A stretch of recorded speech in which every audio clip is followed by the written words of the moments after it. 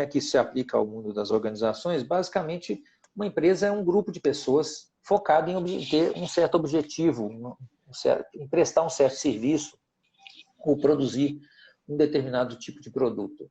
E isso, na verdade, tem tudo a ver com o comportamento dessas pessoas. Gerir uma empresa é essencialmente gerir o comportamento dessas pessoas. E por mais que a gente tenha lógicas de processo, tecnologia e outras coisas envolvidas, a relação entre as pessoas é crítica para obter o resultado do determinado. E eu acredito que se as pessoas não conseguem se relacionar bem, elas não vão conseguir chegar nesse objetivo comum da melhor forma possível. E existem violações que acontecem nessas leis, nesses princípios, que geram comportamentos compensatórios dentro do grupo que são extremamente nocivos. Vou te dar um exemplo. Um amigo meu, uma vez, ele tinha um restaurante de muito sucesso. Mas um dia ele virou para mim e falou assim, Décio, eu não aguento mais. Toda vez que eu pego um garçom bom, desculpa, eu pego um garçom ruim, e eu mando esse garçom ruim embora, outro que era bom fica ruim. E eu ocupo o lugar dele num ciclo perpétuo que nunca acaba. Eu nunca fico com a equipe perfeita, porque eu sempre que eu mando embora o ruim, um dos bons fica ruim e começa tudo de novo. Então eu suspeitei que ali nós estávamos diante de um padrão dessas repetições sistêmicas que a gente parece não compreender. Perguntei para ele se tinha havido, durante a história da organização, um garçom que era bom, tinha ficado ruim, que tinha sido demitido, uma coisa assim. E então ele falou que tinha sim. E quando ele fundou o restaurante, ele tinha um ótimo garçom, que era o braço direito dele, mas que em determinado momento, esse garçom, ele entrou em conflito, né, com ele, por alguma razão lá que eu não lembro mais qual, e ele tinha simplesmente demitido esse garçom. E depois que ele demitiu esse garçom, ele foi lá na Justiça do Trabalho, contou um monte de mentira lá e fez ele pagar mais uma baba de dinheiro para esse cara. E ele ficou mais puto ainda, né? E no final da história, ele disse que depois disso ele decidiu que ele nunca mais ia sofrer um tipo de assédio na Justiça do Trabalho, igual ele tinha sofrido, né? Que ele ia se organizar de uma tal maneira para nunca mais ser processado na Justiça do Trabalho sem ter toda a documentação em ordem e tudo mais. E também para poder ficar livre daquele, não ficar muito dependente daquele garçom igual ele tinha ficado, que ele ia implementar um treinamento que ia dar redundância à equipe, para que não ficasse dependendo só de uma pessoa boa. Todo mundo tinha que saber um pouco de tudo e tal, e ele tinha feito esses treinamentos.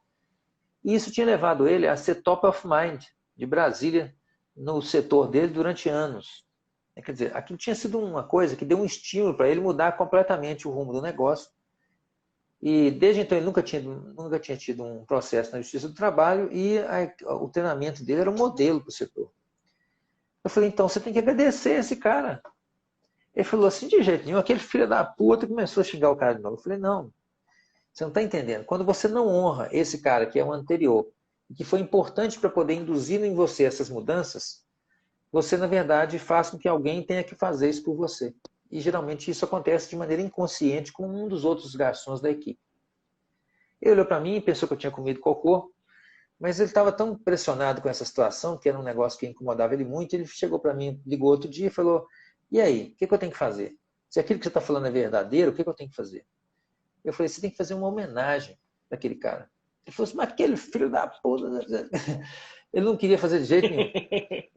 Eu falei, olha, você escolhe, você quer resolver o problema ou não quer? Aí depois de um certo de uma certa luta interna, ele acabou fazendo isso. E quando ele fez, de fato, ele ligou umas 2 semanas depois, né? Ele olhou para mim e falou assim, primeiro ele lutou, né? Ele falou assim, mas eu vou ter que chamar o cara aqui? Eu falei, não, não tem que chamar o cara. Você faz uma homenagem ao cara, mas você não precisa trazer o cara, você só homenageia ele, honra o legado que ele te deu, que foi por causa disso que você implantou isso. E ele, de fato, fez lá uma festa no dia do aniversário da empresa e botou uma plaquinha lá, os garçons, botou a relação de todos os garçons que tinham passado na empresa, fez uma homenagem. E aí, 2 semanas depois, ele me ligou e falou assim, que é isso, rapaz? O que aconteceu aqui? Os garçons ruins ficaram bons. Né? Teve gente aqui que eu estava na lista de mandar embora, agora está todo mundo bom, acabou, não tem mais garçom ruim. e ele não conseguiu entender, ele até hoje não entendeu por que isso aconteceu, né? Mas, basicamente, existe um registro inconsciente que faz com que, quando a gente exclua pessoas do grupo, outras pessoas se solidarizam com o excluído e acabam assumindo um comportamento parecido, sem saber nem que a pessoa existiu. Então, esse tipo de compensações estranhas, né, espúrias que acontecem dentro dos grupos humanos e também das empresas, eles podem ser evitados se a gente souber manusear os princípios da inteligência sistêmica. Basicamente é isso aí.